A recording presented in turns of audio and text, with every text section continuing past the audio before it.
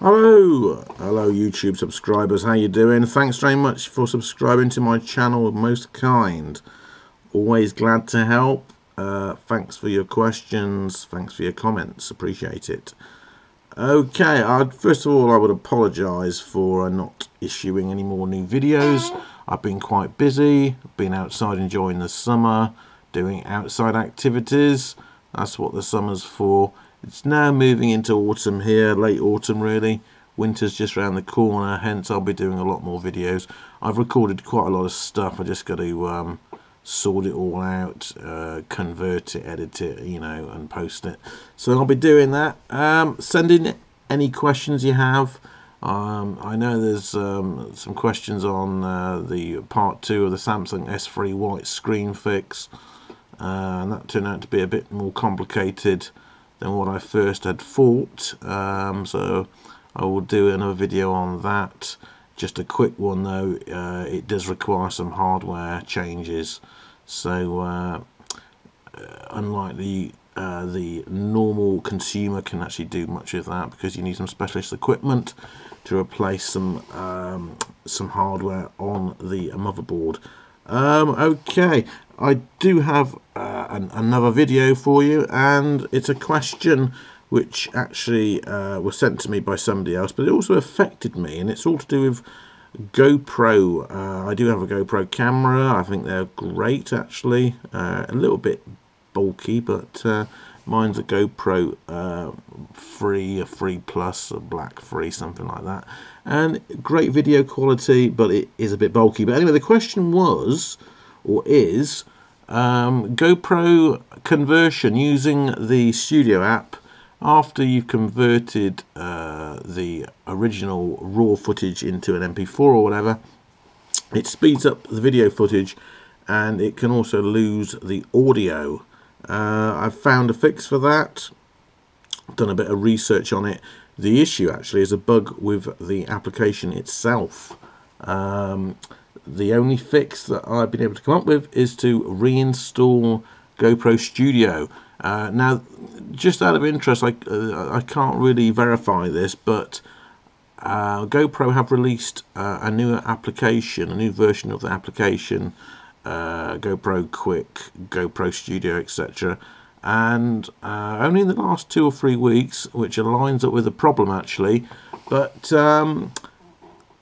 GoPro have released a new version of their applications, and unfortunately it requires a higher minimum specification to run it. So GoPro have done this to me before in the past with applications for Android phones, where an application which I was using very happily was upgraded and then it stopped working, so I had to replace my aging S3 with another phone which had more RAM, which would then allow it to process and run the application. So a little bit naughty that really. I would like some warning from GoPro if they're going to release a new version of the app that's going to basically terminate my application.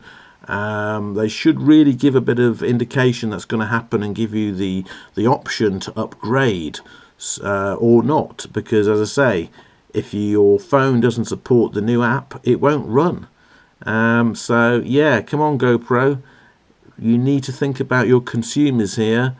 Not everyone can afford or actually want to spend more money on new phones, new cameras, whatever. They're quite content using the camera they bought from you, and you really should support them and give them the option. So, a bit of a dig at GoPro. I don't have any problems with their hardware, but their software, not great. So yeah, okay, so just to re-clarify on that, the GoPro issue, the GoPro Studio issue, where after conversion the film is sped up and you can lose audio, it's not a problem with your settings, it's not a problem with your computer.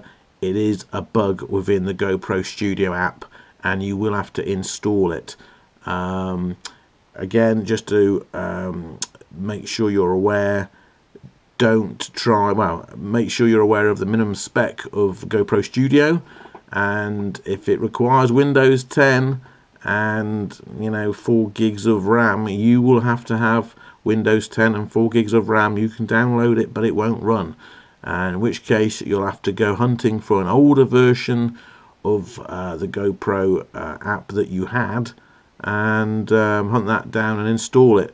Just one more quick dig at GoPro. You really should have a library of your applications so people can come to you, and even though it's not supported, even if you don't support the software, it was working and it stopped working when they upgraded it. So you should at least have the option for consumers to be able to download an older version of the application from a library, which you should host. Other people do host versions, copies of your software, and it shouldn't really be for the consumers to go onto a unqualified website and download something and run it in the hope that it is an older version of one of your applications. So maybe look into that, GoPro. Okay, thanks again all your subscribers. Thanks for subscribing, thanks for watching the video. Send me some comments, and in the run up to Christmas I hope to put a lot more videos on there, and it's a bit diverse as well. I'm sorry it's a bit diverse, but my life is diverse. And yeah, mountain bikes, motorbikes, cars, central heating, housing, computers, phones, etc. It all happens, and it just so happens that I'll have the camera ready and I decide to make a video on what I'm doing. But anyway, thanks again. Hope to see you in the future. Ciao, bye bye.